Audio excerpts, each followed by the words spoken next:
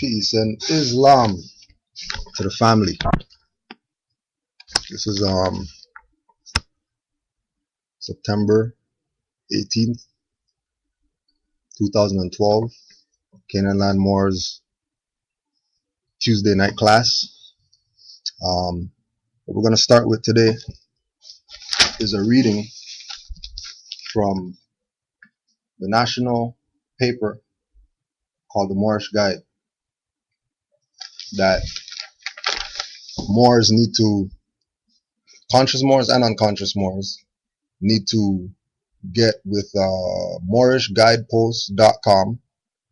So moorishguidepost.com, and make sure you order yourself a bundle of papers. I think it's like 100 papers or something like that for $50. Don't quote me on that, but it's important because the Prophet, Noble Jew Ali, told us that our paper is our only weapon to shovel ourselves out of the avalanche of lies that is released on us. So we're going to start with the excerpt published Friday, September 1928 in the Moorish Guide newspaper. Alright? It is not unusual for a newspaper to make its debut in the city of Chicago. The past years have been many such come and many such go. The Moorish Guide, taking its initial bow to the public, knows not what the future awaits it, but throwing its efforts on the side of right, reason, and tolerance, we hope that we might make the grade. The Moorish Guide enters the field of journalism with malice toward none and charity to all. It is not our purpose to disregard the work of other splendid journals. It is not our purpose to fail to give due attention and space to all American citizens, individuals, and organizations alike who are working in their chosen fields of endeavor for the progress and development of all American citizens and all American institutions. We hope to cooperate with them in the intensive and grueling battle for universal justice. The Moorish Guide feels that the greatest weapon in the hands of our group today is our press. Say that again. The Moorish Guide feels that the greatest weapon in the hands of our group today in America is our press. The truth will never be told about a disadvantaged minority by the general press of any country, whether that minority be racial, political, or religious. Peace, fam. How you doing? Islam. Good to see you finally, yo. All right. Good to be here.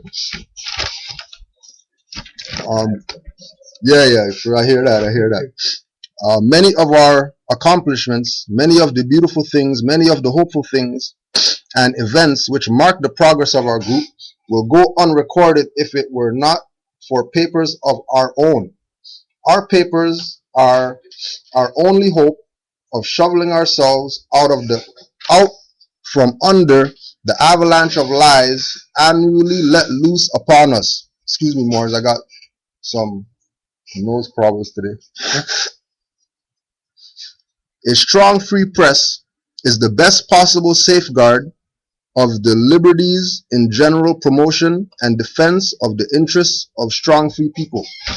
So that was Noble Jew Ali in 1928, excerpt from the Moorish Guide newspaper. Right, so what I wanted to do quick fast was speak on a gentleman who's mentioned in the paper, just so we can get a perspective of the type of people that Noble Jew Ali was around and dealing with at that time, right? Oscar the Priest. Oscar the Priest was born in Florence, Alabama to ex-slaves. He arrived in Chicago in 1889. The priest worked as a painter, decorator, reportedly on occasion passing for a white to get a job. He developed his own contracting business and began participating in community affairs. He began his political career as a precinct secretary, but by 1904 was elected to the Cook County Board of Commissioners. The priest amassed considerable wealth as a real estate agent, partly through what later would become known as blockbusting. When the African American population of the Second Ward approached 50% in 1915, white leaders of the Republican Ward organ, white leaders of the Republican Ward organization backed the priest for city council. He served one term, becoming the first African American elected to city council in Chicago. Peace. What you saying? Everything's good? I haven't noticed you, bro. What's good? You alright? Alright. He showed interest mainly in civil rights issues and patronage. Indicted for protecting Southside gamblers in 1917, he left his council seat and later won acquittal. In 1928, he became the first African American congressman elected to the House of Representatives from a northern state and a national symbol for racial pride. He fought for civil rights but took conservative positions on economic issues and lost his seat to a New Deal Democrat in 1934. He served one more term in the city council at the end of the following decade. The priest devoted the rest of his life to his real estate business. And that was written by Charles Branham, and that's from the Encyclopedia of Chicago. So now, when we go to the paper, the Moorish Guide, National Edition, January 8th, 2012,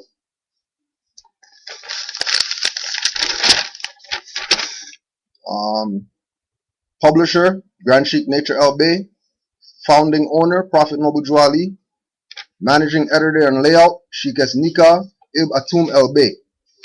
Terms of subscription, single copy $1, half a bundle, 50 papers, $30, bundle, 100 papers, $60.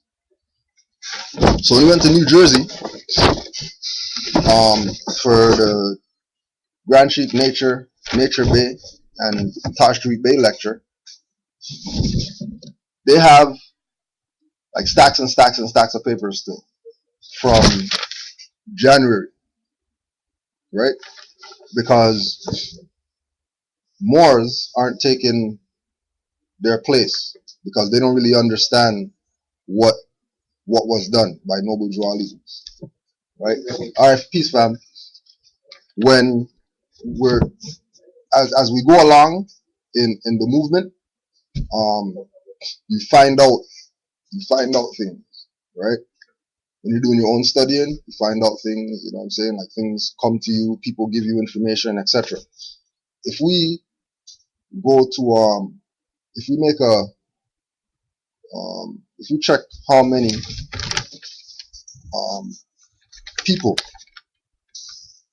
that claim to be Moorish American that put an article in their paper, like it'll be none, because we can just read right here. Front page is from the desk of Nature El Bey. Second page, the Moorish Guide excerpt that we just read. Notice them all Moors, flyer, Noble Juali,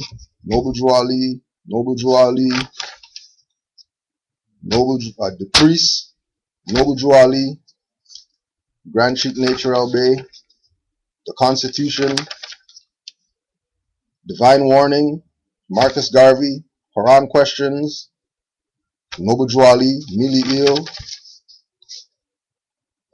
January 8th, Prophet Celebration, pictures, etc. Proclamation,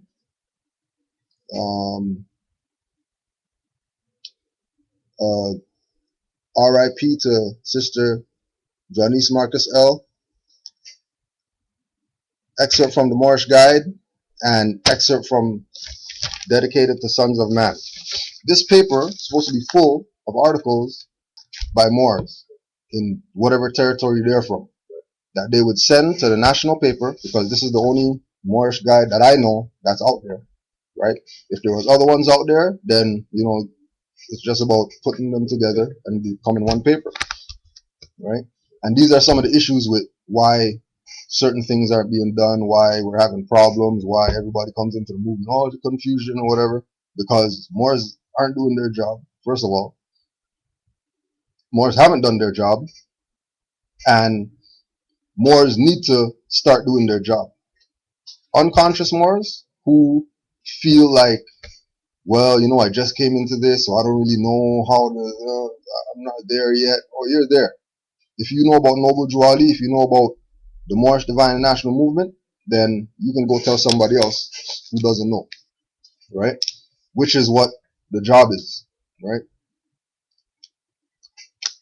Now, when we go through this paper, we just read that thing on Oscar the Priest, right? This is a picture of Prophet Noble Juali, right? Surrounded by the Moors. And Oscar the Priest is right here. That's Oscar the Priest right there. So for people to say that Noble Juali wasn't recognized and all that type of stuff, foolishness. Because everybody recognizes Oscar the Priest as the first black congressman, African American congressman of Chicago, of Illinois. He's recognized as that. He's in all the first blacks books, right? They rep him. But he's sitting next to the prophet right now. So why is nobody repping the prophet, right?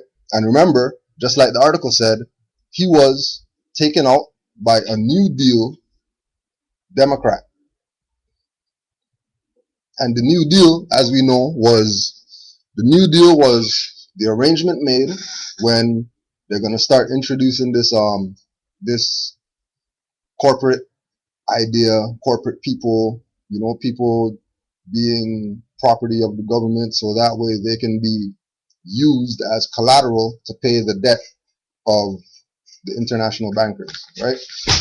So we can say without a shadow of a doubt that Oscar the Priest was taken out of office, right?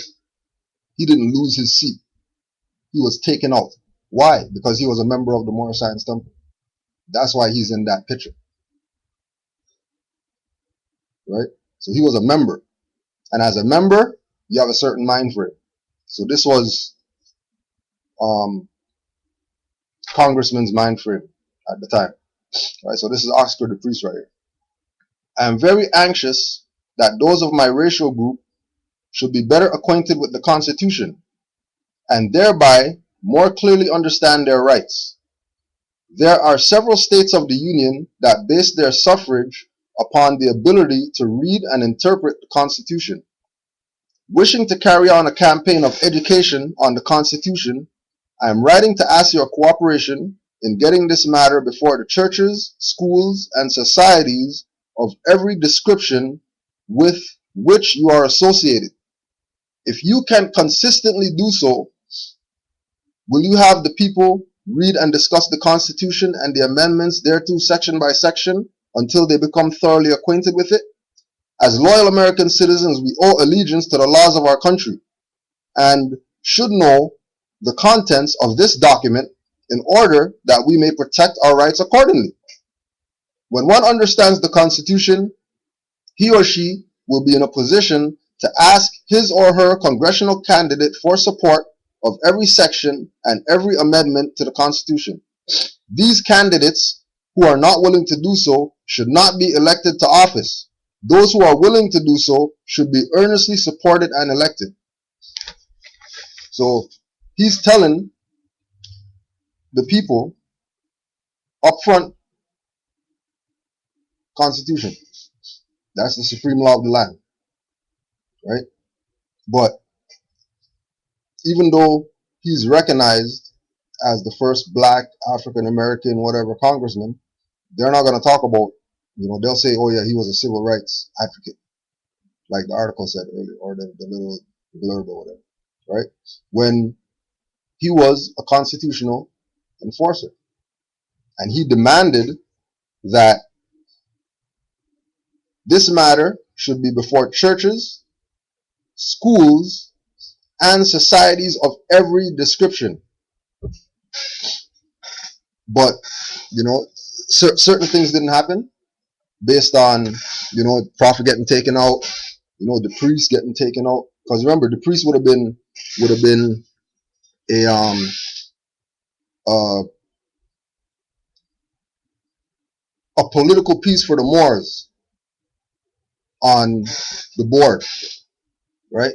Because remember, at this time, 1929 to 1934 was like hot time, right? Talk about depression. They're talking about people not there in their frame of mind or whatever, needing some leadership, needing some, you know what I'm saying? And all that being taken away from the people by the so-called government, right? By the so-called U.S, who's really running this fraud, right? Now, to talk on the U.S and its relation, Islam, bro, right? A little while ago, Hillary Clinton went to Morocco because of the movie, right? Because of the Prophet movie, right? The Prophet Muhammad movie that the quote unquote Muslims are saying is disrespect to the Prophet or whatever, and they're like beating down the doors at the U.S. embassy and all that type of stuff, violence, etc. So they had their press conference thing or whatever, right? And we had Hillary Clinton representing the U.S. Hillary Clinton sitting there, national TV, CNN, ABC, NBC, whatever, internet, whatever, going all across the world, and due to people's ignorance, they can't see what's going on. I was talking with Sister Raz Marabe about this today. She is sitting there in front of the Moroccan flag and the U.S flag or banner, right? The Moroccan flag and then the U.S flag is like kind of peeking out at the side, but she's really sitting in front of the Moroccan flag, right? As the trustee, right, for the Moors. She's not going to come out of her mouth and say that, but she did come out of her mouth and say the longest relationship that we have, the U.S, is with Morocco, right? From what Sister Raz is saying, there's also an audio out there floating around that got translated, right? And the translation doesn't say Morocco; it says Al Morocco. So if you go read the speech, it says Morocco about 50, 60 times in the speech, right? But then there's an audio that says Al Morocco. And we know that Al Morocco is the empire. Al Morocco's not the kingdom where she went to visit, right? We also know that the flag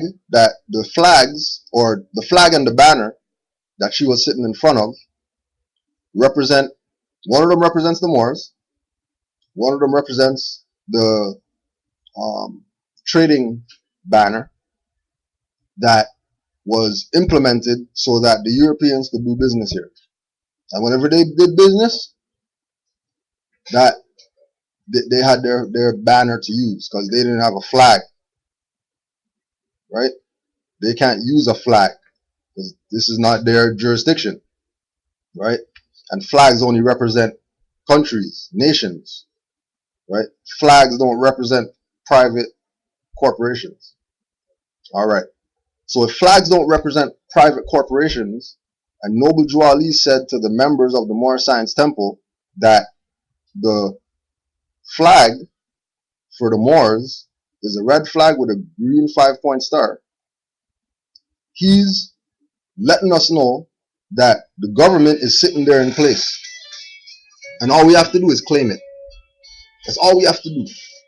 All we have to do is just claim it. Once we claim it, then those people, their position is to either pretend like we don't exist, just like Hillary Clinton's doing, right? Pretend that we don't exist, but keep us around or keep us in the view in plain sight where people can't see it. Because that's how they get down, right? When Noble Drew Ali started doing his work, his title, he had few titles. He was called the Egyptian Adept, Professor Drew the Egyptian Adept, right? He was called Prophet, Noble Drew Ali, right? Now, people's perspective of prophet is not based on the definition. People's perspective of prophet is based on what they think that it is, and they're just gonna run with that because that's what a prophet is. So let's clarify or qualify prophet. So prophet, noun, a person inspired or instructed by God to announce future events. It's the first part. Second part, an interpreter of divine will. Third part, one who foretells future events. A predictor. One who speaks for a group or cause. Right? So right there, everything is plain, clear, precise. Noble Drew Ali wasn't putting out confusing information. Noble Drew Ali was clearing up our concepts of how we look at ourselves, how we look at people out there, how we engage people out there, right? And a lot of his prophecies were in his literature, right? That Moors tried to bury. There's literature that Moors died with because of the sellout. Because they said they're not, well, I'm for the prophet. And all I see is dirty Moors all around here. So I'm dying with this information. Lots of information went out like that. Lots of information was handed down. Right? That's why you hear people like Taj and these people talk how they talk. Because there were elders that took that back seat because of the sellout, and they chose to only deal with Moors that are sincere and that are on a certain level, right? Because when we say that we're Moorish scientists, like that's real. When we make that claim that, okay, we proclaim our nationality and we're members of the Moorish Science Temple, okay, that means that you're a scientist. And if you're a scientist, then you have to look at things from that perspective, right? If you're not looking at things from that perspective, you're not a Moorish scientist. It's not a challenge for people to be a scientist. If you are not dealing with things based on science, so remember, law is science, right? Jurisprudence, science that treats positive law. So law is science. And Noble Drew Ali brought us a science temple, a law temple, a study temple for us to go to and learn the truth about our nationality and birthrights that we didn't know before, because we were accepting the assumed labels of who we are, right? Which we know now turned out to be a fraud, right? And there's lots of proof. Dred Scott case, Sundry Free Moors, Marcus Garvey case, Malachi York case, Wesley Snipes case, Lauryn Hill case. All those cases show that you can't be black and get any respect or rights or anything like that. It doesn't work like that, right? So the prophet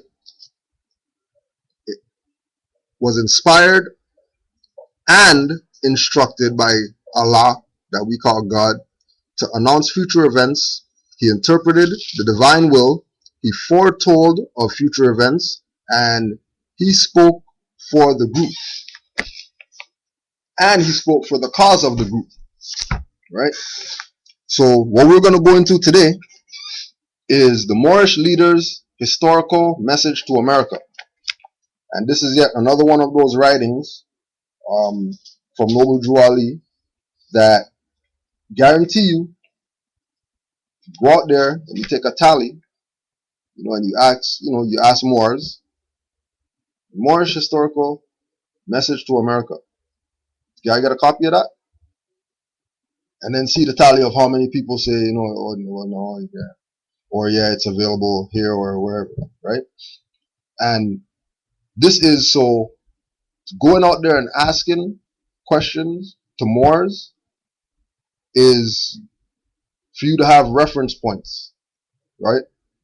When we first came into this information, and I was going around trying to find out about Noble Drew Ali and the Prophet and what he brought, etc. Everybody that I went to and I mentioned Taj's name, they were, like, no, that's not the perspective of the Moorish movement. This movement's religious, right? Prophet Noble Drew Ali never dealt with the law. Prophet Noble Drew Ali only dealt with, bringing us back our religion, Islam. This is Moors in turbans and fezzes. Whether they were ignorant to the truth or whether they were, just Moors pulling the game, cover up, right? I, being somebody who studied metaphysics and stuff like that, right, already knew that there's no way that this is a religious thing. Like, it's impossible that this is a religious thing. Because I was able to go do research on the Fez, and people thought, this is the highest headwear known to man. Okay, but they didn't mention religion in there. Right? All right, sis, this. Right? When they say, come and join the Moorish Science Temple of America, and then you can have the power to redeem your race. Well, redeeming the race has nothing to do with religion. Redeeming the race has to do with letting them know what they don't know, right? Which, what Oscar the priest is saying, the only thing anybody needs to know around here is the Constitution. There shouldn't be anything else that you want to know, because that's the supreme law. If you don't know that, then anything else that you know is void, basically, right? Because for you to, it's like one of the brothers called me about some video about pharmaceutical industry and all this stuff, right? And I was showing him that information is good for people who don't have a nationality, but if you know about Noble Drew Ali and you know about the Prophet, everything that you read has to 180 directly to him. And if it doesn't, throw the shit in the garbage, because it's not for you. If it doesn't lead you back to Noble Drew Ali, like, it's not for you, period. Right? Because he directly came for us. Even though he came for the nations, he came for everybody, but he came to us because we were the ones that were most behind at the time when he came. Because everybody else was making progress. We were the only ones not making progress on the planet, right? There was people, doing what they have to do for their nation during the time of Noble Drew Ali. And, once we acknowledge his prophethood, right, as an individual, like, once you in your own mind accept the fact that, okay, you know what, I read some of the stuff that I think that he is coming here to express the divine will. I think he is, presenting what I need to know based on what Allah told him to do, because everything that he says, it's Allah that's giving me this power to do this. right? But that's not a religious thing, right? That's a jurisprudence thing, because law and order is what religion is, right? Religion is order. Church on Sunday at 9 a.m. until 12, and everybody goes at 9 and leaves at 12. That's order. That's not some religious, you know what I mean? Religious dogma, right? That's order. Go into the Bible, read Joshua 1, whatever. Then the guy comes up and then he gives a sermon on that. That's order, right? So people have dogma mixed with religion, and Moors who are supposed to know better are supposed to qualify what religion is to people before you start talking about, yeah, the Moorish Science Temple is a religious movement, because you're gonna cause confusion. Because when we say the Moorish Science Temple of America is religious as a Moor, those people's mentality is that we're pushing some dogma. We're pushing something that they have to leave that thing that they're part of to now come to this, because this is the real thing. This is the real religion. And then majority of those people who's been Christians for the past however long, or Muslim or Buddhist or whatever, they're going to see that as hypocrisy against their thing. Because so what are you trying to say? That they have a religion over there and now they come to this and this is the real religion, so what, they discard that they've been following for the past 50 years? When that wasn't the mandate. The mandate was go teach your people. The mandate was enforce the Constitution. But Moors don't want to do that. Moors want to form their own group, call it ABCD Moorish group, make up a flag, say that they went to the UN, got recognition by the UN, right? And now they're telling people, well, we're the recognized Moorish group that the UN recognizes. So you need to get on board with this. Okay, but you just denounced the Prophet, right? Go on Facebook. Look at all these Moors on Facebook that say, oh yeah, Moors or whatever, putting up fat ass girl pictures and stuff like that, and see how much of them have a picture of the Prophet on their page. All these dirty Moors that talk about, Kudro and Taj, and see how much, Nanya Shabuel and all these Moors, go see if they got pictures of Drew Ali on their page, but they're wearing fezzes. And they're talking about international rights and, making international claims, sue the Queen and all this type of stuff. But you're not recognizing the Prophet? And you want me to rep you? And you don't even recognize the Prophet, but you want me to rep you, right? And again too, all this stuff was laid down already. It was already put in place since 1913. It was put in place. All Moors had to do, get Noble Drew Ali's literature, follow the protocol. Moors read Noble Drew Ali's literature, realize how much these people out here don't know, and you know where we are. Yeah. Right? Because if we really, and this is why, I was speaking, I can't remember who I was talking to. I was listening to a blog talk or something. But somebody was saying that, if you're not getting it, lesson 1, lesson 2, lesson 3, lesson 4, as a student, if you're getting lesson 1, then tomorrow we're doing lesson 5, and then next week we're going to go back to lesson 1, right?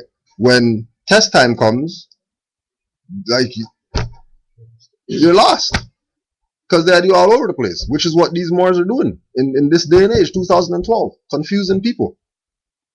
When any Moor that contacts me, I need to find out about birthrights. I have a situation, child support, or blah blah blah blah blah blah. How could I deal with this? How's Moorish nationality going to help me? And my reply to them is, you are not supposed to have your back up against a wall and then get on this information. You trump yourself, because you're going to get on the information with haste, right, and destroy yourself, or these people are going to destroy you for you not knowing what the hell you're doing, because jurisdiction is a broad subject matter, and assumable jurisdiction is even a broader subject matter. And once the people do not know about their prophet, they're not going to have the necessary blocks in place for when, something happens. Right? They have their face open, getting punched in the face, thinking that, Noble Jolly brought this. Right? So Moorish leaders' historical message to America. And we're going to start also too demanding that people who have situations and stuff like that, suck it up, because you got yourself there. You're not getting out of it because I give you a paperwork. And even though I can give you a paperwork, you can go file it at the court, and they don't know what to do, and they'll give you court dates from now until 5 years from now, just because they don't want you to be in there and they want to deal with the matter, right? Child support, murder charge, or whatever. But if I give you this paper and you go in there and you get off your stuff, right? That should inspire you to really take this serious, because you just got off your stuff, right? If I give this to you and you take that paperwork, file it, and then you get abused, get your ass kicked or whatever, they throw you in jail or whatever, yeah, you're still supposed to be glad, because that's letting you know how serious it is, you standing up for this thing called your nationality and your birthrights. And majority of the time, because Noble Jwali told the Moors, if you don't put me in the front, you're not going to make it through. Noble Jwali told the Moors, I'm your water for when you go through that fire. Right? But they want to take, maybe just yesterday or Friday or something, Moor called me right after he talked to another Moor, telling him $150 for his nationality. Right? Yeah, $150 is better than 3 G's, but nationality is free all over the world. And anybody and everybody has a right to proclaim their nationality, and everybody has a right to change their nationality. And Canada and the US signed on to those United Nations declarations. So it's not like they don't know. Right? So Moorish leaders' historical message to America. And we'll read and stop and, digest this thing. In connection with the aims, objectives, rules, and regulations of the Moorish Science Temple of America, I deem it proper to submit to you a brief statement of our organization covering its inception, rise, and progress of the Mohammedan religion, which I hope will be satisfactory to you and be the means of causing you at all times to adhere to the principles of love, truth, peace, freedom, and justice in your relations with mankind in general. I further, so, he wants us to do that part. Further, on top of what he just said, right, he further most anxiously hopes this brief statement will help you to more clearly see the duty and wisdom of at all times upholding those fundamental principles which are desired for our civilization, our posterity, such as obedience to law, respect and loyalty to government, tolerance and unity. We organized as the Moorish Temple of Science in the year 1925 and were legally incorporated as a civic organization under laws of the state of Illinois, November 29th, 1926. So he's telling the Moors, it's a civic organization. Right. So what's civics that he's talking about? And again, if You're gonna go talk to Moors, and Moors will tell you straight. You go talk to Moors right now, they'll tell you straight, yo, this is a religious movement. They'll tell you that out of their mouth. Yeah, this is religious. So what about the civics part? Oh, no, nobody blah, blah, blah, blah, blah, blah, blah, blah. This is religious. Sure. Yeah, this is religious movement. All right. Well, Noble Drew Ali said in Moorish Historical's Message to America that, this is a civic movement. So how, like where you get the idea that this is a religious movement? Well, it's a religious movement. The name was changed to Moorish Science Temple of America. And Noble Drew Ali said that the movement was largely religious. Yeah, the movement was largely religious because religion means law and order, which is civics, right? Civic, pertaining to a city or a citizen or to citizenship. Pertaining to a city, a citizen, or citizenship, right? The Noble Drew Ali told us, proclaim your nationality. The name Moorish Temple of Science was changed to Moorish Science Temple of America, May 1928, in accordance with the legal requirements of the Secretary of Illinois.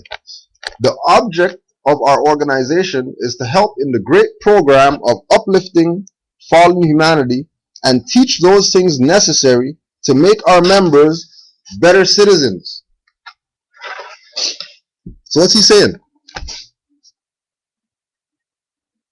The object of our organization is to help in the great program of uplifting fallen humanity and to teach those things necessary to make our members better citizens. Like, it's real simple. It's not advanced. It's extremely simple. And again, his statement gives us clarity. His statement lets us know that when you become a member of the Moorish movement, your membership is synonymous with citizenship.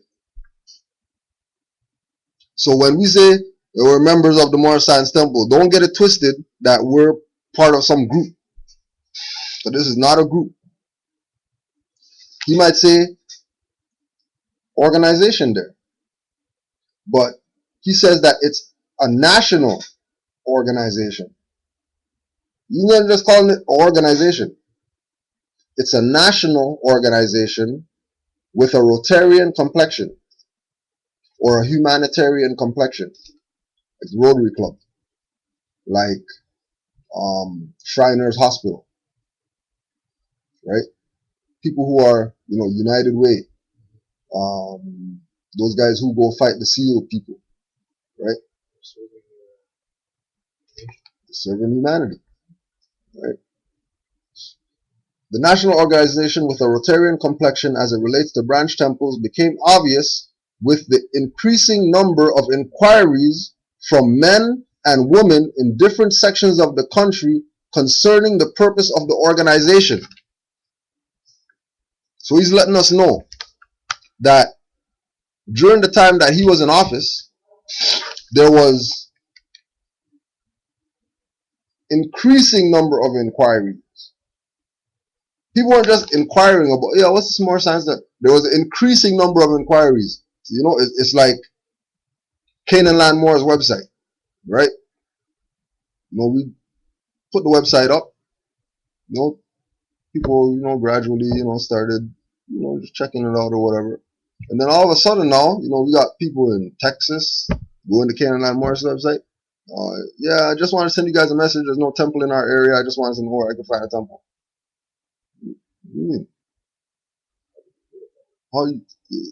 How do you know about the temple? Right. Right. How do you get directed to us? Oh, when I put in Noble Drew Ali, you guys' page came up. All right, cool. Here's contacts, whatever, call these people. Somebody from New York, somebody from Pennsylvania, somebody from places where they have temples. Funny though, these people that are calling are saying that they went to the temple. And when they went to the temple, they were so disgusted at the dogma religious perspective that was being taught in the temple, they couldn't see that as being what it is. There's no way that I'm Christian, I found out about Noble Drew Ali, and then you're telling me to go be a Morisco. What do you mean? I thought I'm supposed to be free from, mental slavery and being subject to abuse through religion, right? But when you check the record, when you check the temples that are pushing that perspective, we can't see that as the only option. New people coming in have to see that as an aspect, because Noble Drew Ali made a place for everybody, just like he said. The increasing number of inquiries from men and women in different sections of the country concern the purpose of the organization, right? Now, he goes on, there are branch temples in 15 different states at this time. That was back then. 15 different states had temples. Since the work of the Moorish Science Temple of America was largely religious, the organization has been legally changed to a religious corporation, and an affidavit to this effect has been properly filed in the Cook County Recorder's Office of Illinois. Now, nowhere does it talk about the civic portion being dissolved by the Prophet.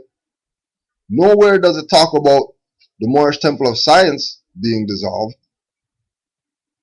Nowhere does it talk about Moorish Science Temple of America is now the movement, and we're going to forget about Old Canaanite Temple. We're going to forget about Moorish Divine and National Movement. We're going to forget about, civics, and we're just going to deal with this. The reason why the organization became largely religious was because of these increasing number of inquiries from Christians.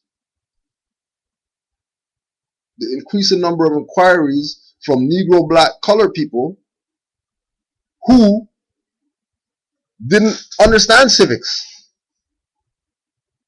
So he had to create a place for them. This is like at the moment, realizing that, damn, okay, increasing number of inquiries. Okay, well, everybody that's coming in is talking about they're Christian and that they're Negro, black, color. Okay, so we have to create a separate jurisdiction for these people to come in, right? Learn the things necessary to make the members better citizens, and then once they become better citizens, now we can start writing affidavits and claim of rights and taking back the North Gate. Until we get to that point where the people are mentally there, constitutionally, taking ownership of the Constitution instead of looking at it like some European contract. Right? You have a question, bro? No, okay. Just school by teacher explained class about this very subject. Right. She doesn't know law, and yet she's teaching. She's teaching law, right? Right. Like she literally said, she went up to 4th year, and that's it. She doesn't know anything else. Past that. Okay, but even then, you should be. I'm not even in 4th year. I know this. And right, right. And then that's where you get. That's the crossover of lawful and legal. That's the mesh. Like what you experienced was the meshing of legal and lawful. Because they can't teach her everything, right? Because if they teach her everything, then she's going to know what the hell's going on. And they can't have the dumb public, whether they're in positions of power, whether they're overseers or whatever, teachers, right? They can't have, they have to be at a certain level, right? Now, remember too, like you're saying, you know, she doesn't know law. Yeah, but you talk some legal stuff to her, she'll go on and on and on and on about some legal stuff. She'll go on and on about acts and ordinances and, you know, the bylaws says this and, you know, the Highway Traffic Act says that you can't do this and you can't do that. Okay, well, cool. Thanks for the legal debrief. But, you know, what about the Constitution? Oh, yeah, the Constitution Act of Canada. And then they start going in that motion. Again, out of ignorance. Because they themselves haven't gone and read the Constitution Act of Canada to see that that only applies to Parliament. That doesn't even apply to Canadians, quote unquote. In the act it says that this does not apply to citizens. This applies to Parliament, members of Parliament, members of this private corporation that we have. In there it says that. But you're going to go to every school, they're going to have the Charter of Rights and Freedoms from the Constitution Act in the school. You know what I mean? You're gonna go to every court. They're gonna have the Constitution Act, Charter of Rights and Freedoms, right? But a charter is given to corporations. Yeah. So So you can have a charter of rights and freedoms. how are you gonna have a charter of rights and freedoms if charters are given to so either it's the rights and freedoms of the corporation, right? The rights and freedoms of the corporation, or the rights and freedoms of the corporation that got the charter to be able to say, we are the Charter of Rights and Freedoms, so please read us and, you know, try to apply this to yourself because, you know, this is for you, you know, based on the Constitution Act, right? Which is all fraud, which is all laid down by Noble Drew Ali. That's why he said enforce the Constitution. Because as soon as you enforce the Constitution, you dissolve all those acts and ordinances and bylaws and whatever that they are trying to impose on us, right? So Drew Ali goes deeper into the historical perspective, right? So inspired by the lofty teachings of the Quran, we have it as the revealed word of God Allah. We shall foster the principles of its teachings among our members. This is our religious privilege as American citizens. So if this is our religious privilege as American citizens, and we know privileges get taken away, why are we going to move toward this being religious? Why are we going to make the claim this is a religious movement, opposed to making the claim this is a religious movement based on the amendment of the Constitution that gives us the right to practice our religion, opposed to leaving the Constitution out and just attaching, claiming the religious part like that's what it is, right? Exactly. You have to include it, right? So I reference back to the original charter. I'm reading that on the weekend myself. So I'm just putting pieces into my own project. Right. And in there, I think in section 25, it says that none of this act is to abrogate any rights or any existing rights already for Aboriginal people. Right. And then later on, it defines Aboriginal as including Indians making Indians, right. Meaning there's more. There's more. Exactly. Exactly. Right. So right away it says, yeah, there's still enough Chinese. Right. As Aboriginals. Right. Exactly. Makes reference to the proclamation of 1763, I think. Yeah. Was a dividing line of what showing all the lands of the Aboriginal people right. down Canada and the United States, right. and then a small little piece that they had themselves, or been little colonies. Yeah. People. Yeah. Yeah. It was all there. I've read that thing I don't know how many times, and then this day it just went. Hold on a second. Yeah. Right. Yeah. And why? Because Noble Drew Ali. Noble Drew Ali takes off the blinders. Yeah, exactly. The consciousness just begins to like. Right, because what did he say? Noble Drew Ali said, "If I could get you Moors to think, just save yourself." That's all. If I get you guys to think, right? What do Moors do? Parrot. Yeah. Just go on Facebook, MySpace, YouTube, whatever. Everybody parrots Noble Drew Ali. Few act out what he said to do. Many parrot. Many say, Noble Drew Ali said. Well, the Prophet said, da da da da da. And you're in violation because the Prophet said that, and then you're not doing that. Well, you're sitting down in a temple talking about this religious. So, we're all violating. And Canadians should also check out Section 15 from our code. It says you don't have to basically respond to the De facto. sovereign government. Right. Section 15 from the code tells you right there. De facto sovereign government. You Yeah. don't have to listen and do anything. Right there. Just because they're de facto. Right? Right there. Not only that, you go on the Governor General website and they say that the Governor General of Canada is Canada's de facto head of state. Like it's right. It's ridiculous. But Blinders. because they want to do everything in their nature to free themselves, but not recognize the Prophet brought it to them. That's what the real problem is. The real problem is that not only because I can't even say internationally that they don't recognize the Prophet, because majority of people internationally, they don't tag a name on Prophet. They just say the Prophet. Because they know it's the same energy from ancient times until whoever in the future comes, that's the Prophet. Don't get confused when people say, yeah, well, the Prophet, peace be unto him. But they don't mention a name. Don't think that they're talking about Muhammad only. Don't think they're talking about Yahshua only. Heru or whoever. They're including the Prophet Noble Drew Ali.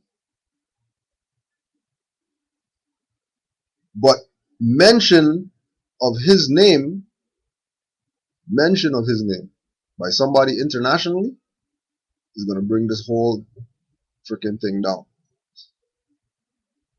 Like card house. It's just going to crumble.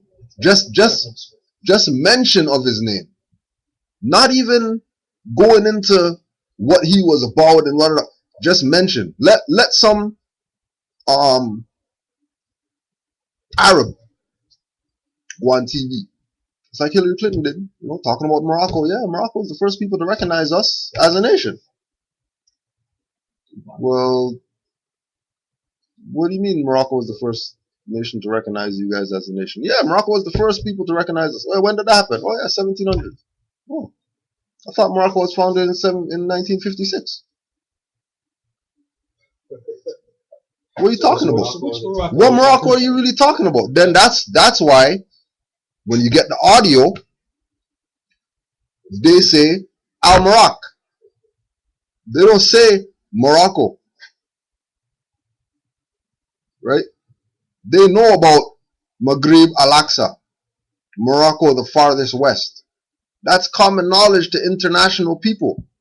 They know that North America, South America, Central America, the adjoining islands is part of the empire that extended from Africa over here. So they're all just sitting there watching this corporation run things. But again, remember, they're allies with the corporation. So they're kind of sitting back and letting stuff run. But at the same time, like Sister Raz was talking about, you can research this online. Europeans in South Africa getting sued. No, Europeans from South Africa going to the UN, right, Islam fam, going to the UN in order to, Europeans in South Africa are going to the UN to fight because South Africans are reclaiming South Africa and kicking them out. and they're going to the UN, right? And the UN is telling them, sorry, you guys have no claim around here because you're not African. And this is their argument. Well, we're African, right? But you're not from there. That's not your lineage. So you can't make the claim that you're making there, right? You know, and this is where, you know, you have the Organization of African States and all that type of stuff, and you know this peace fam, this idea that you know Europeans are different when they go somewhere outside of Europe, right? Like when they come here, they call them Americans. Yes, fam, we say, right? They call them Americans here when they're European. But if we fall for the fact that they're Americans, then we just abandoned our birthright and gave it to them, and now that's why they're going around the world talking to Morocco, da da da da da. Right? So going back again to Drew Ali. Muhammad was the founder of the Mohammedan religion. The Mohammedan religion. So Noble Drew Ali is opening up the blinders again. Right? Alright, so let's check this right here. So see if you can find it in here. Mohammedan. Right, and I'll just continue on. It originated 13 centuries ago on the Arabian Peninsula, where the streams of commerce and culture met and mingled in the Middle Ages, where the markets of exchange were stationed for treasures of India and the products of the Mediterranean coast. This religion was established in the unprecedented short period of 20 years, and unlike many other religions, without the aid of any royal patronage and support. Now check this part, right? Buddhism had its Ahsoka. Judaism had its Joshua. Christianity had its Constantine. But Mohammedanism had no person of royal rank and power to assist in its establishment and spread. Average guy in the building. Say again? Yeah, Mohammedan. Mohammedan. Right? So he's telling the Christians that the founder is Constantine.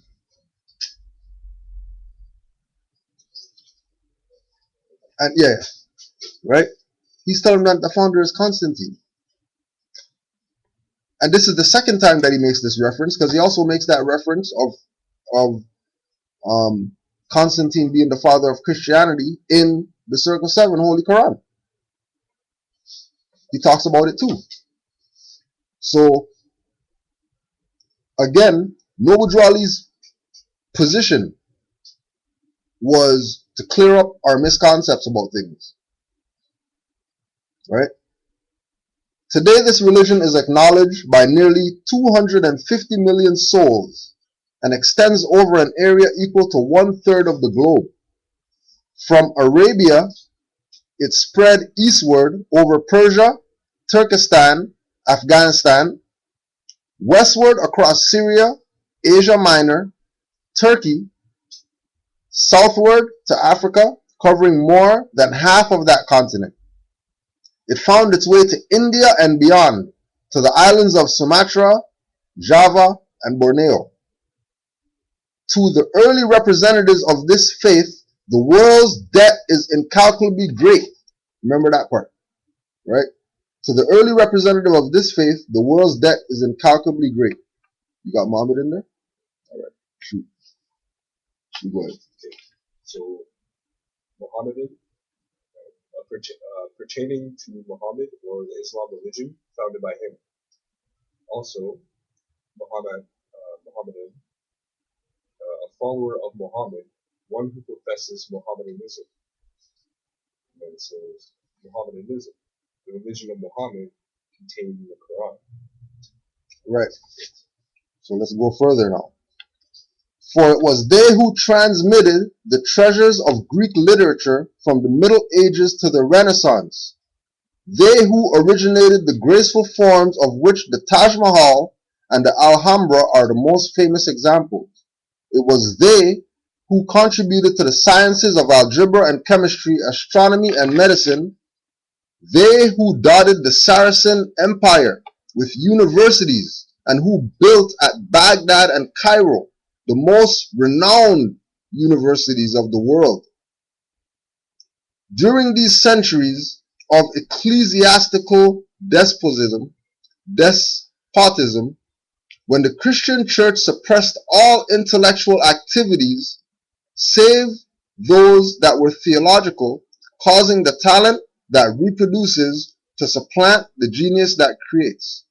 Mohammedans did all in their power to encourage and stimulate research in every branch of human inquiry. Now, this is the interesting part now. What did Noble Drew Ali said that we were? As far as our nationality? All right. The Moors, as Mohammedans, added to the beauty and grandeur of Spain. For centuries, art, science, literature, and chivalry flourished among them, while the rest of Europe was still stuck in the gloom of the Dark Ages. The Moors were the most ingenious and industrious of the subjects of Spain.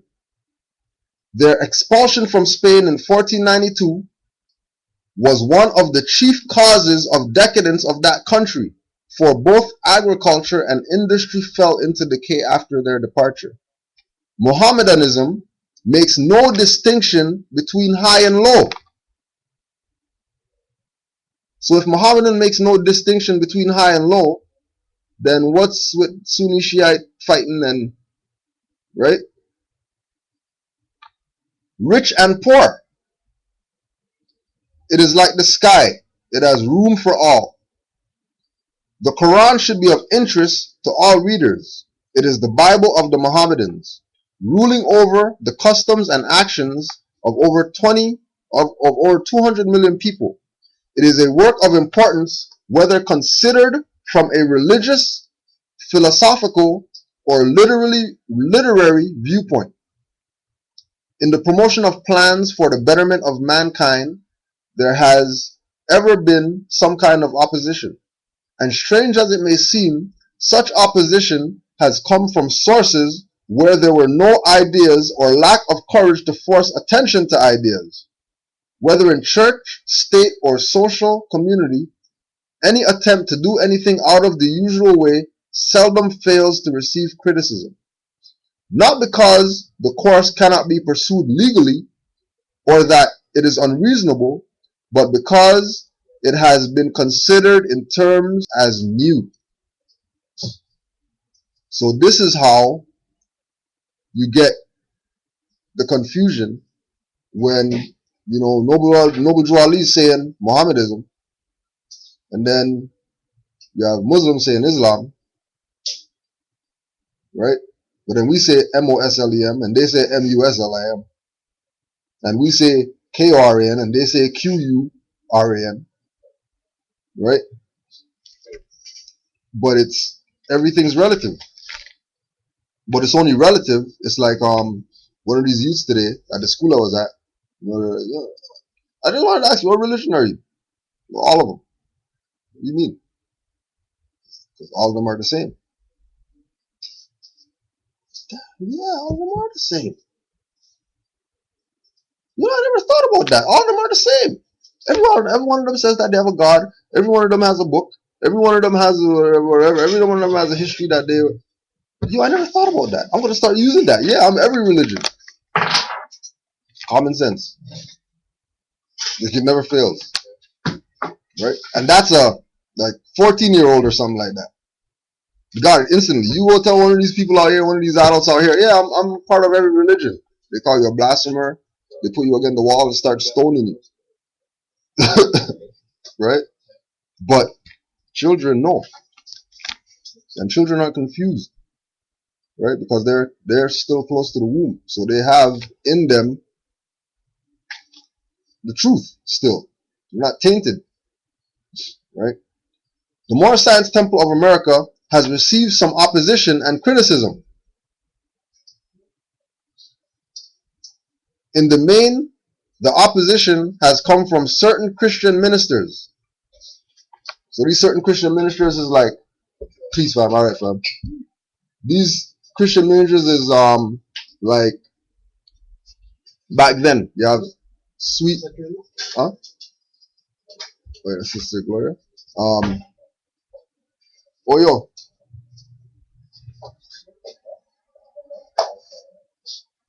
Come back. Okay. Right? We have Christian ministers that 90% of them are Masons that were put now when he says Christian ministers, he's talking about black guys. Black Christian ministers were used in order to attack the prophet. Right? The Christian ministers were so-called converted. Because remember, increasing number of inquiries from men and women in different countries about the organization. Not everybody was interested in the organization. Majority of Christian ministers that were interested in the organization were sent there to try to shut it down. Because of what would happen if everybody who said they're Christian went and joined the Moorish Science Temple of America. Everybody who said they were Muslim joined the Moorish Science Temple of America. They would definitely have to go back home. Right? And this is the whole thing about the sellout, how serious the sellout is against Noble Drew Ali. Right? It's like Brother Hannibal was saying, you can't talk about New World Order conspiracy without talking about the biggest conspiracy that these people, Negro, Black, Colored, are Moors. That's the biggest conspiracy in the world. That's the biggest secret that Negro, Black, Colored people don't know. That everybody else knows. That you guys are Moors. Everybody knows that. Even today. Again today. Right? They have a little Filipino crew at the school. You know, what's up, Moros? Hey, what's up? How you doing? Rah, rah, rah. They didn't say, oh no, don't call us that. Right. We're not that. You know, call me Filipino. Right.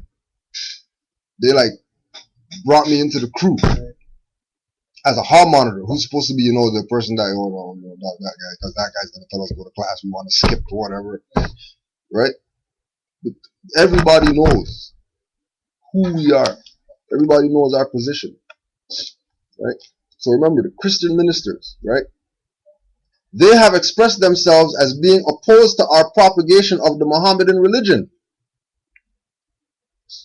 Possibly because the promotion of the Mohammedan faith among our people in the United States is considered to them in terms as new. So, Moors, when we started exercising out here, right, went on TV and all that, there was people who, like my mom's friends and stuff, that saw the news stuff. Everybody who my mom knows called her. I didn't know that your son was a Shriner. Your son's a Shriner? I never knew that he was a Shriner. Right? And then she's the, oh no, he's not a Shriner, he's a Moor. What do you mean? What's that? What do you mean there's something called Moor? What do you mean? What are you talking about? I thought he was a Shriner. He has that hat like the Shriners have. Yo, everybody. People who I don't even know pay attention to stuff like that. People who are in the church, they know about Shriners. They don't know full details about it, but they know that there's these people that wear these hats. You know, they could shut the street down, they could have parades and all that. And then your son's wearing one of those guys' hats, so he must be a Shriner because it appeared something new to them. You know, because don't forget, only when Shriners are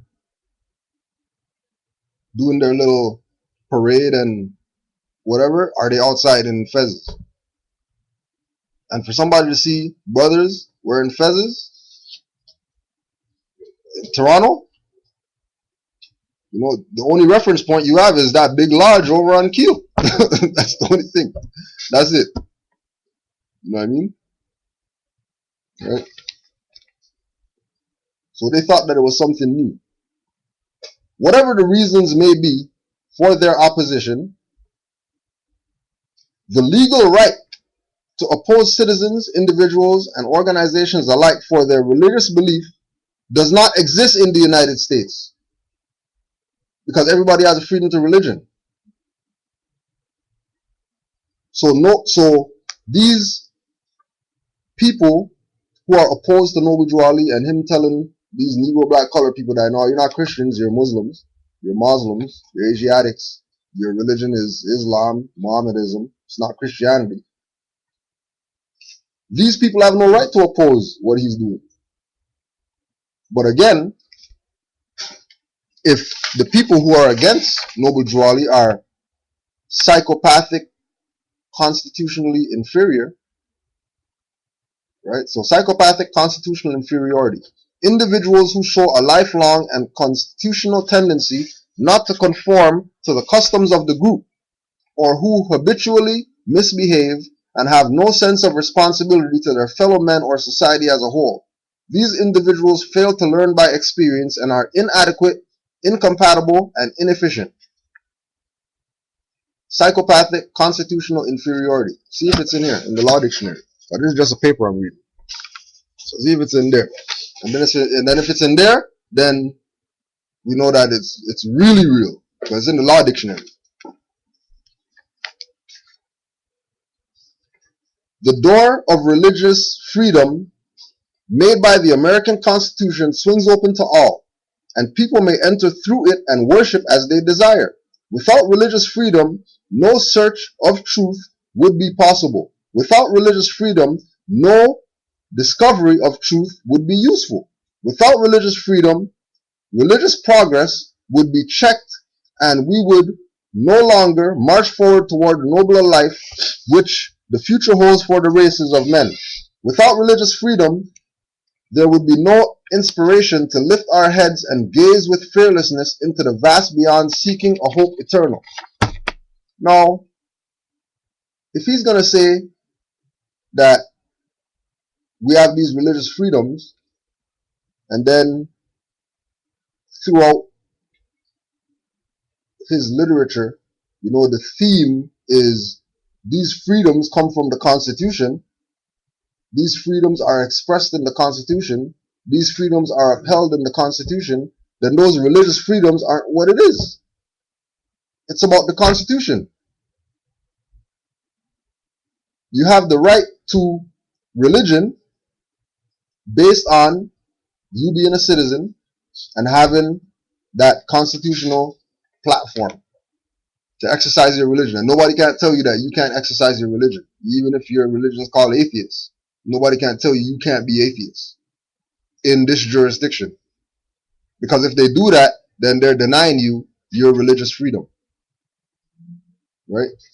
Which is what they do regular. And which is why Noble Drew Ali put this out. So that the people could know that religion does not stand on its own. Religion is not something that's just there. Just like nationality. Nationality is not just standing there. Sovereignty is not just sitting there. So you can go, yeah, I'm just going to go use sovereignty. Sovereignty comes out of the nation. Right? Which goes back to the Constitution. Without the Constitution, you can't do anything.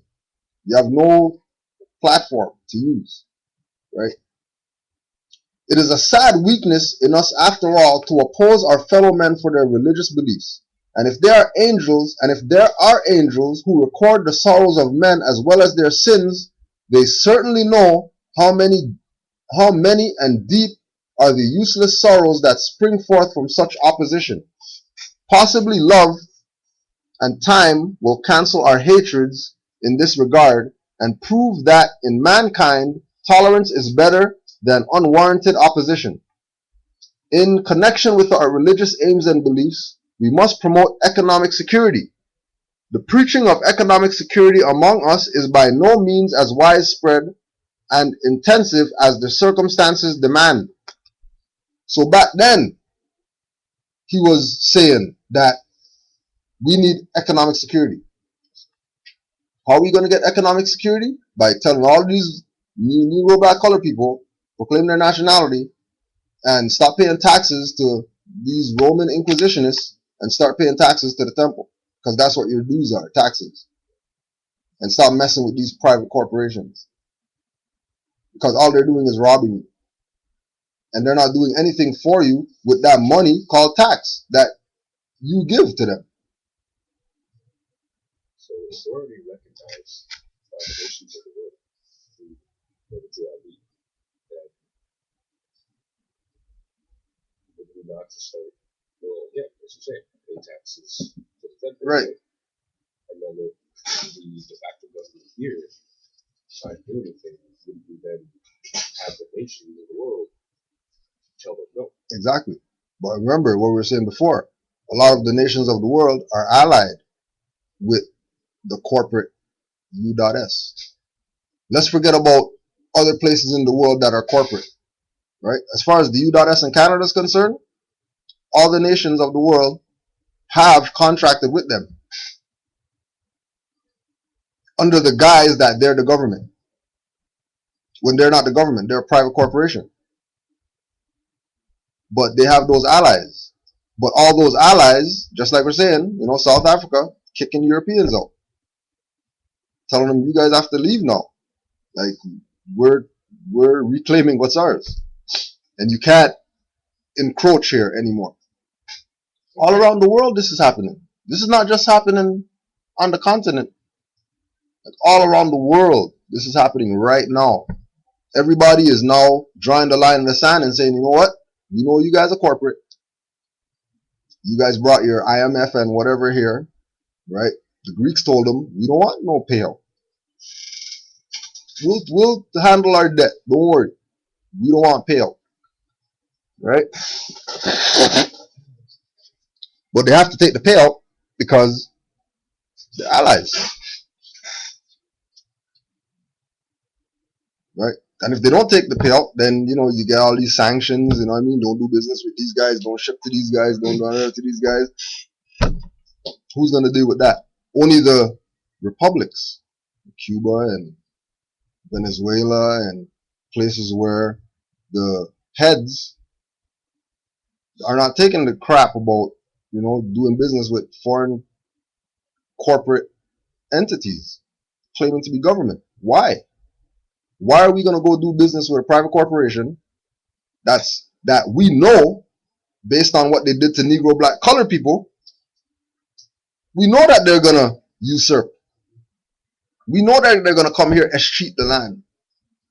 Don't forget, Negro, black, colored was the beating stick of the U.S., but to the world, that was an example. To the world, that was an example as to where you don't want to be. Same thing with Hitler and the Jews. Exact same situation. Allies, U.S. funded Hitler. Like U.S., European Corporation, funded Hitler. Okay, so they funded Hitler, right? Okay, but everybody's still repping U.S. today. But they're going to say, oh, Hitler's such a bad man and he killed the Jews or whatever. Yeah, but you're part of the you're you're saying that you're a citizen of the corporation that funded Hitler. You don't think you deserve?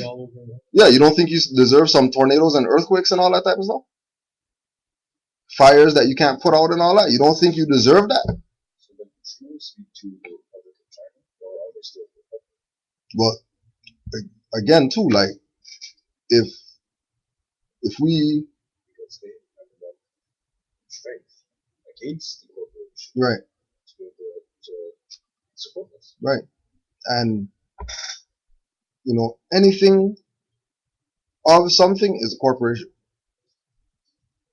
So Republic of China, you might not want to go contract with those guys because they'll do you the same thing like the U.S. did to you. Oh, you got it there? Oh yeah, you can shoot that. It's the same thing as was in there. It says individuals show lifelong constitutional tendency not to conform to the customs of the group, and who habitually misbehave and have no sense of responsibility to their fellow men or to society as a whole. These individuals fail to learn by experience and are inadequate, incompatible, and inefficient. State X. Yeah, that's just a law case, right? So constitutional psychopathic inferiority. Can I just ask? Sorry. I just want to ask, under what caption is that? Is it under psychopath or what's the whole thing then? Constitutional psychopathic inferiority. I got it. Okay, it's interesting. Yeah. Right. Yeah, it's phrased like that. You know what I mean? They phrase it like that for a reason. Yes, that's right. Yeah. Right? Because ever since back then, there were these people who were against the Constitution. Whether they take the Bill of Rights with the 10 sections and add on another 20 and say, oh yeah, this is the Constitution now. Because they could just stick with, you don't have to amend anything. Constitution, that's perpetual. You don't have to add anything or take anything. It's clear from front to end, right? And again, too, you're talking about psychopaths. If you're against the Constitution, you're a psychopath. Not only are you a psychopath, you're inferior because you're not using the supreme law of the land. So you're superior. You're going to make up your own thing, which makes you inferior and constitutionally psychopathic. But, what do they call minorities? Inferior.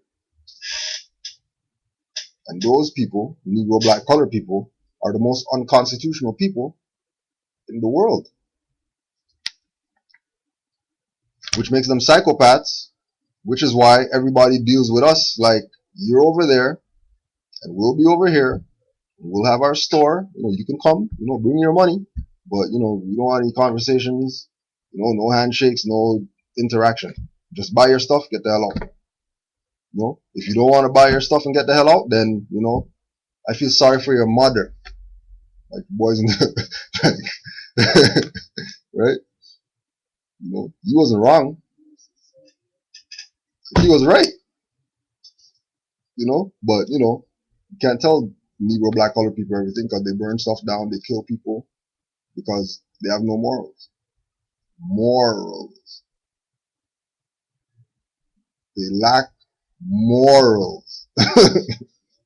Right? Not only morals, morals. Yeah.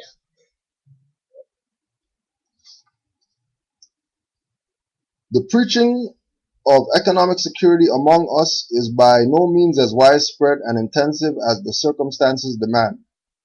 No other one thing is more needed among us at this time than greater economic power, better positions for our men and women, more business employment for our boys and girls, and bigger incomes will follow our economic security. Hold on a second.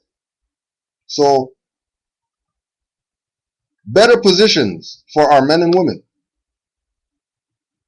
Not better businesses, not better jobs, better positions for the men and women. More business employment for our boys and girls. because it's really about them.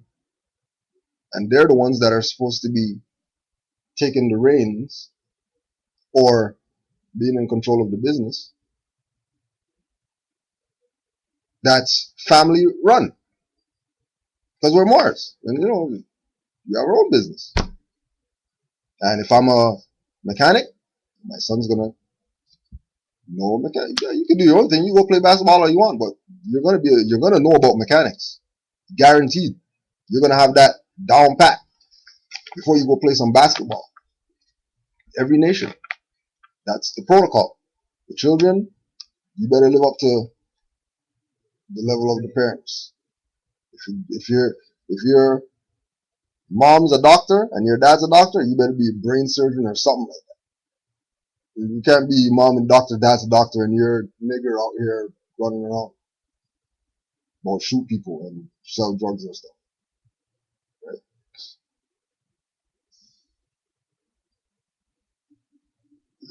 We shall be secure in nothing until we have economic power. We had economic power. Because before Noble Drew Ali passed, there was millions of dollars in the treasury. Because back then, 50 cents dues was 50 cents silver. $1 fine was $1 silver. And you had millions of people in the Moorish movement at that time. Ask the dirty Moors where it went. Ask the Moors, don't forget the Christian leaders that came into the movement, right? So-called converted, but church on every corner. They'll say that they they went and applied to get that. Right? All these organizations that aren't Christian, but the members were members of the Moorish Science Temple, and now they have their own organization that's been going on since 1930. Called Negro and called Nation and called Islam and called all these things, but they don't talk about where they got that money from. Like, how come the NOI doesn't talk about Fard Muhammad changing the temple that he used to run in Detroit into a Nation of Islam building? They don't talk about that stuff. And if he did it, then you can't even fathom how many people came into the movement, right? Because remember, they kicked Noble Drew Ali out of his own temple. He went to Chicago. He went to Texas. He was supposed to come to Toronto. He was supposed to go all these places, right? He's doing the work for the Moors. He's not doing the work for himself. He goes all around the country, comes back, and realizes that they're kicking him out of his own stuff. Go check the books, money's missing. Write a letter, no reply. Made Mealy Eel, the successor, made Mealy Eel write letters, no reply. In Mealy Eel's letters itself, he's saying, I'm only doing what the prophet said to do. All I'm doing is just telling you all that, you can't do this, you can't do this, you can't do this, follow the laws. And people are going to pretend like, oh no, he doesn't have any power, because he's not qualified. There's this guy that knows 800 languages. How come he's not the successor? There's this guy who, knows how to do backflips. How come he's not the successor? And all those people who were jealous of the fact that a little humble, so-called nobody, Mealy Eel, got the position, they got jealous. And they did their own stuff. Blatantly did their own stuff. Without any mention of the prophet, without, all they could say is that they are the reincarnated prophet. That was their position. Exactly. Or you're not. Yeah, and that's common sense to those who read.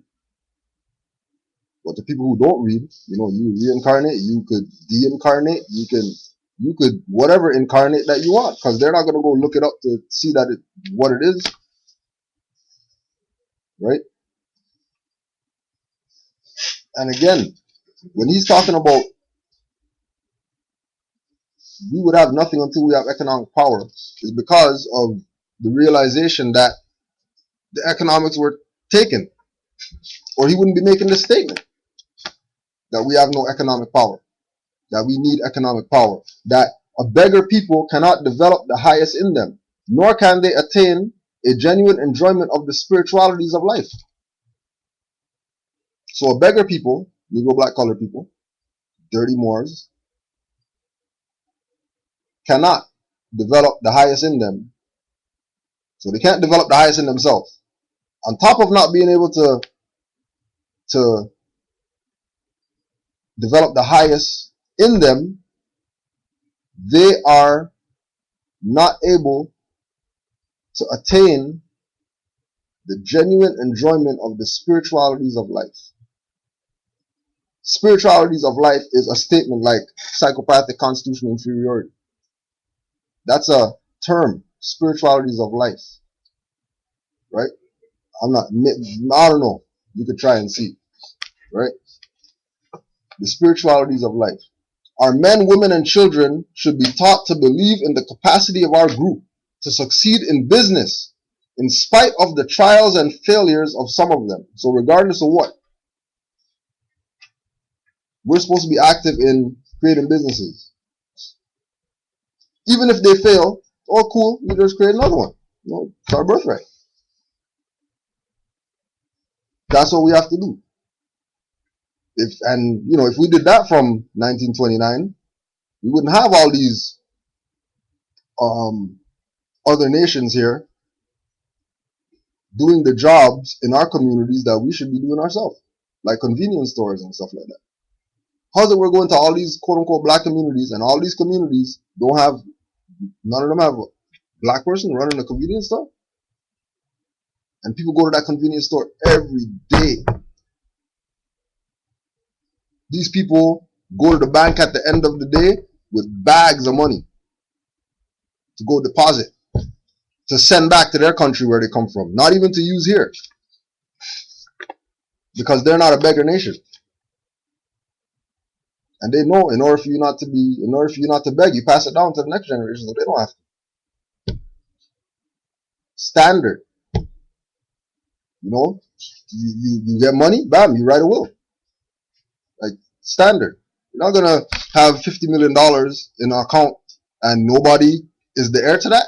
There's no paperwork saying that, okay, well, if I die tomorrow, you're just gonna let the government just take $50 million out of your account, and you're not gonna pass that down to anybody. Doubt it. In spite, trials and failures in business are by no means confined to any particular group of people. Some business ventures of all people fail.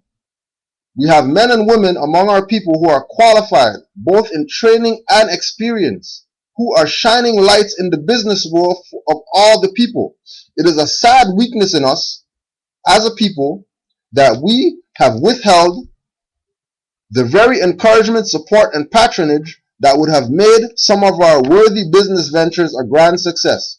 For example, when we had our store over at Kingston and Midland,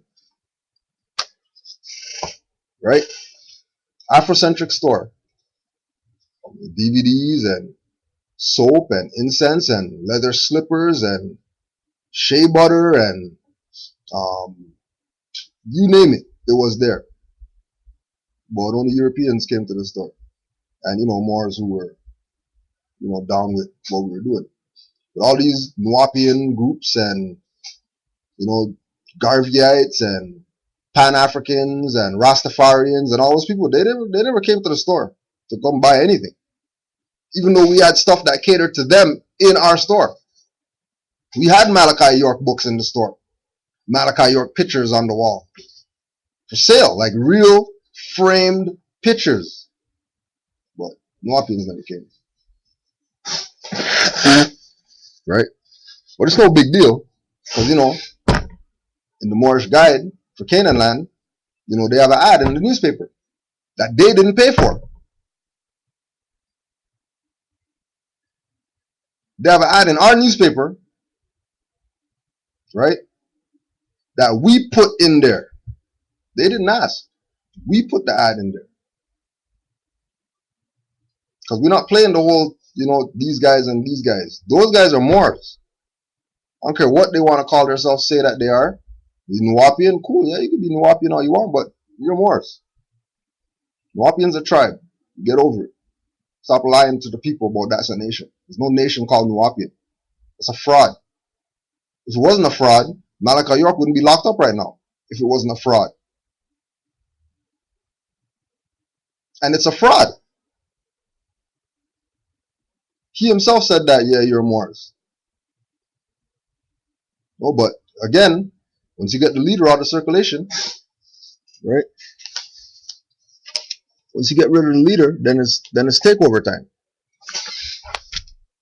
Once you get the leader out the way, and again, getting the leader out the way started with Noble Drew Ali. That's the prototype of infiltration. Moorish Science Temple, Moorish movement. That was the testing ground of how they're gonna do this for the future, as far as infiltrating these organizations that are for the liberation of quote unquote black people. But after Noble Drew Ali, it wasn't really them. Like they took checks, they sold out. So it's not really like it was them. They already had a position and they stuck with their position. Unfortunately. But as well as fortunately, because, it lets us see what we're up against and, why Noble Drew Ali said that I need strong men and women to be involved in this. We don't need no weaklings in this. If you want to be a weakling in the Moorish movement, then go to the dogma / religious side of the Moorish movement.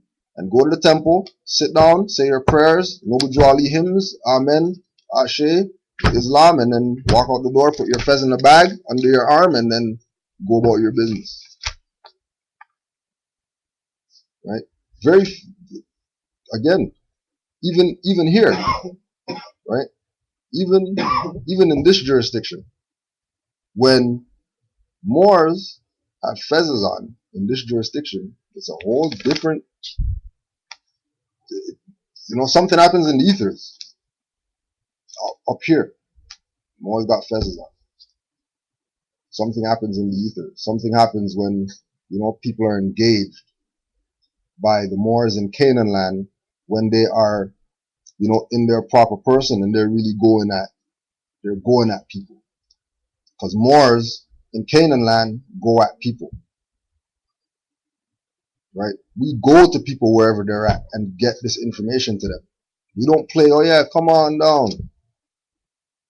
So we have online class. Specifically for that reason. Because we know everybody can't come here, so alright. Stay at your house and get classes. Let's see you say that you can't come to class. When you just sit at your computer at your house and watch it. That you have no excuses. And why is it no excuses? Because Noble Drew Ali said, in this electrifying age, men are going into doing things that they don't even know what the hell they're doing. But that was 1913 and there was no electrifying age back then. So what was he talking about? Talking about right now. Taking advantage of everything. Just like the businesses. You have a bit, cool. Set up a business. If it fails tomorrow, an hour later, set up another business. If that fails, set up another one. It's alright. Nothing's wrong with business. Nothing's wrong with corporations. If you know who founded them and where they come from. Something's wrong with corporations if you're just going to go be part of a corporation and you don't even know if that's, ex-slave master that runs that. That's trying to put you back in slavery by making you a member of his organization. And all these things Drew Ali came to clear up. That's why he said, it is most earnestly hoped that the Moorish Science Temple of America will not be confused with any Back to Africa movement. But everybody belongs to some type of Back to Africa movement if they don't belong to the Moorish Science Temple. When Noble Drew Ali said that, those two aren't relative. Noble Drew Ali said that the jurisdiction the inhabitation of the Moors extends from Africa across the Great Atlantis onto present North, South, Central America. So that means these people who call themselves slaves that came from Africa, they still have a right to this land because the inhabitation extended from over there to over here. But they don't want to claim that. They want to go back over there. When the prophet, you know, read the definition, right? God sent him to tell you that it's most earnestly hope that you guys don't compare this to any Back to Africa movement. Don't even let the thought come into your head that this is a Back to Africa or, you know, you're a slave or whatever idea. Get it out your head. The idea of this is to make the members better citizens so they can take their place amongst the affairs of men. Period. And that hasn't been done. Which is why we're going over all this again. That was supposed to be done since 1913. And international community came and said, well, you know, you guys are entitled to a nationality. And then Declaration of Rights of a Child, yeah, you know, every child has a right to a nationality. Then rights of indigenous people, you know, every indigenous person has a right to a nationality. When Canada signed it, US signed it, Russia signed it, Asia signed it, China signed it, everybody signed it. But still, people don't want to go that route. When they're backing up what Noble Drew Ali said, that's not their own perspective. They're backing up. Noble Drew Ali is the only person that said declare your nationality. The only person that said anything to do with nationality and making that out of your mouth a proclamation. No other group, no other individual that came for the liberation of Negro, black, colored people did that or said that. And then the United Nations took Noble Drew Ali's perspective to all the nations in the world. All of them agreed on it, and they put it in these declarations. But people are going to find every type of excuse not to, oh yeah, those guys are bought out, the UN's bought out, why you going to the UN? It has nothing to do with the UN. It has to do with what they're putting out there. Forget the UN.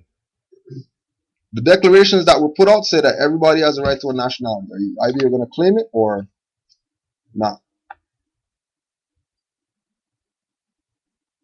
And worst of all, it is a sad weakness in us as a people that we have withheld the very encouragement, support, and patronage that would have made some of our worthy business ventures a grand success. And worst of all, have joined in the condemnations of them when they fail, except in cases of actual dishonesty, discourtesy, lack of service, and actual unreliability. Our business enterprises in every field of endeavor should have fullest confidence, cooperation, and patronage whenever and wherever they can be given. Read carefully the doctrines of the Moorish Science Temple of America. Why? Because your own is going to try to put your ass back in slavery if you don't know what's up. If you think, I want to find out about my nationality. Yo, I want to know about nationality, man. Could you help me out? Yeah, just send me the money order, $500, and I'll send you all the papers. And you're going to the bank?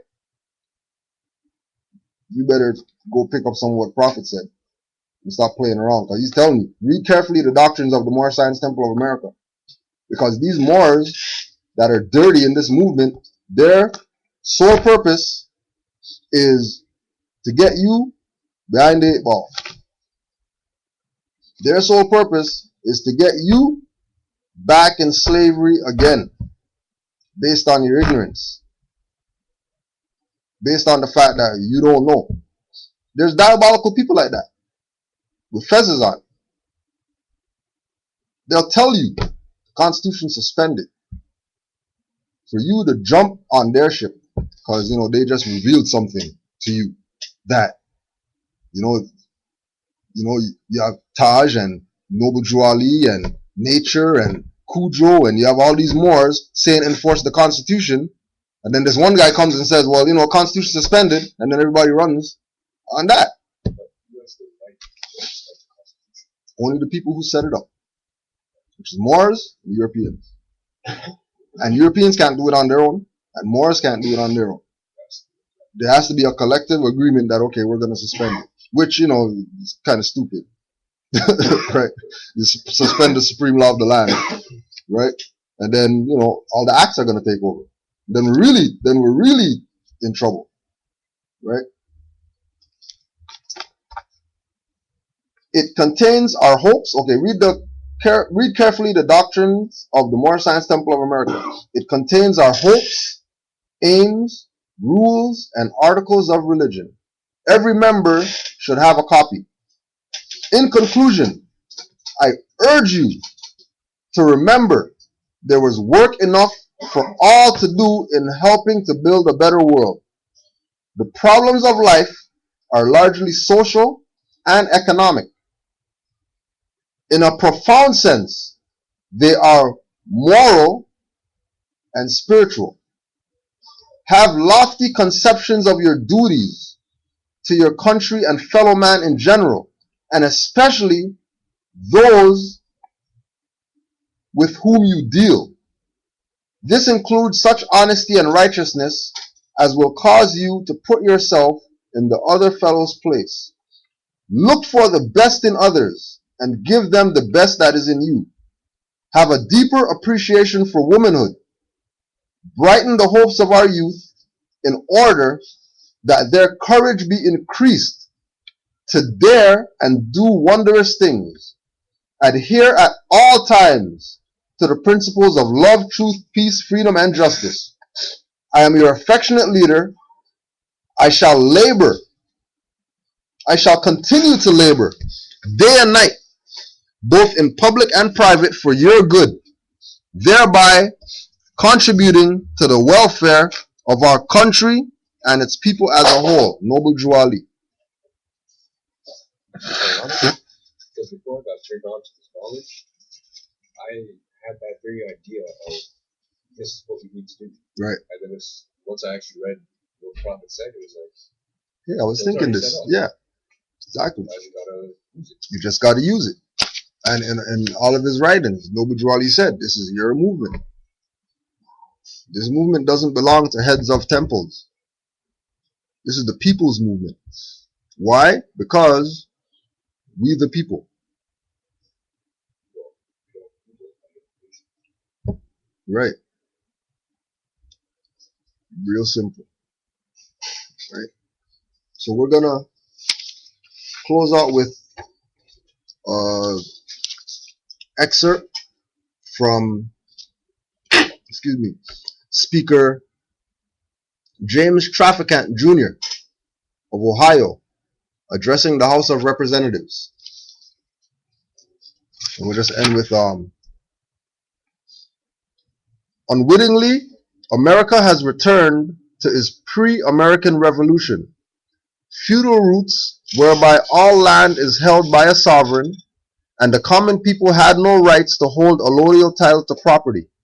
Once again, we the people are the tenants and sharecroppers renting our own property from a sovereign in the guise of the Federal Reserve Bank.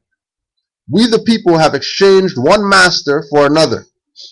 This has been going on for over 80 years without the informed knowledge of the American people, without a voice protesting loud enough. Now it's easy to grasp why America is fundamentally bankrupt. Why don't more people own their properties outright? Why are 90% of Americans mortgaged to the hilt and have little or no assets after all debts and liabilities have been paid? Why does it feel like you are working harder and harder and getting less and less? We are reaping what has been sown, and the result of our harvest is a painful bankruptcy and a foreclosure on American property, precious liberties, and a way of life. Few of our elected representatives in Washington, D.C. have dared to tell the truth. The federal United States is bankrupt. Our children will inherit this unpayable debt and the tyranny to enforce paying it. America has become completely bankrupt in world leadership, financial credit, and its reputation for courage, vision, and human rights. This is an undeclared economic war, bankruptcy, and economic slavery of the most corrupt order. Wake up, America. Take back your country. This is before we even had right? Before that was when we choose them. Right. Because So that was the issue when we actually using gold and silver.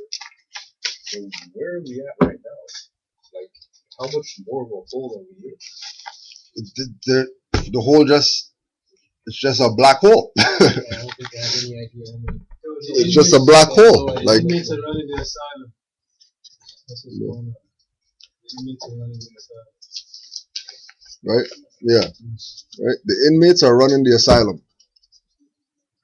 The mad people took over, right? And now they're in charge. And everybody's wondering what's going on. How come this is happening? It's happening because we allowed it. You know? Not only do we allow it, our own people had a hand in it being where it is right now. The people my age, I'm 40, right? All of my peers, as soon as I tell them I'm a Moor, and I'm not, like, don't call me black, Negro, colored, like, it's like subconsciously they're just like, well, of course. Like it just clicks in with them. Yeah. And then my one friend is already doing all his own research. Right, right. And he's learning all about the Moors on his own. Right. From me referencing it Just once, referencing once. just saying the word once. And he's like, we're picking It's back making up again. right. You know, and this is why Juali said that Like, he came for the young and the unborn. Because they're not corrupted. You know, this is why I was telling you with the whole school thing. You know, you start up a little group or whatever. You know, some black guys, white guys, whatever. Start up a little group. Talk to the principal. Get some space, a little TV, DVD, or whatever. And whether you do it on lunch, after school, or whatever,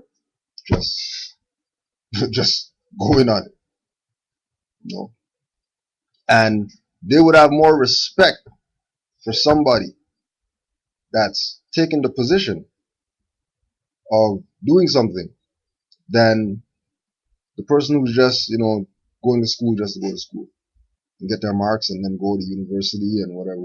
The ones that are being humanitarian in school, the one that's, you know, doing the recycle program and the whatever, that's the one that's going to be getting the letters from the principal for them to go take to the dean so they can get it guaranteed. You know, because like the fact that, just like you said, you just mentioned it, I'm not black, we're Moors, and they're just gonna go research Moors, like just like that. That's not having blinders. That's being young and unborn, being a virgin with this, so that you can get the most out of it, right? So just keep on it, and the more people your age that you bring on this, they have an obligation to tell people under them about it, and how you get it, you give it to ones under, and then you let them know that there's a spiritual nature in this. So don't think that you can like with the Moors that charge people for nationality and stuff. They think that it's over when the exchange is made. Okay, I got the 500, you got the papers, all right, it's over. Because the Prophet said that he knows where everybody is along the way of this. He knows where everybody is. So if you make the claim that I'm a Moor, the Prophet's watching you, so you better make sure you're doing what the hell you're supposed to do. And if you're not doing what you're supposed to do, guaranteed you're gonna get that ass kicked a little bit for you to recognize that, okay, you know what, I'm not really where I'm supposed to be right now. Let me straighten back up. Because nobody, just like you're saying, damn, when I read Noble Drew Ali, that's what I realized, that damn, this is already done. I don't need to do nothing. I just need to freaking follow what he did. Like, it's that simple. Like I was sitting here thinking, oh, how do I go about changing all this? Yeah. It's already changed. It's right Yeah. You know. So, are there any comments or anything, questions or anything? All right, yo. So that's that. Let's close out with the prayer.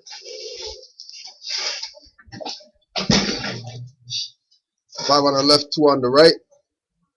Allah, the Father of the universe, Allah, the Father of the universe, Father of love, Father of love, truth, peace, freedom, and justice. Allah is our protector, Allah is our protector, our guide, and our salvation, by night and by day, through His and her holy prophet, Noble Juali. Amen, Amin, Ashe, Islam. Islam, Morris.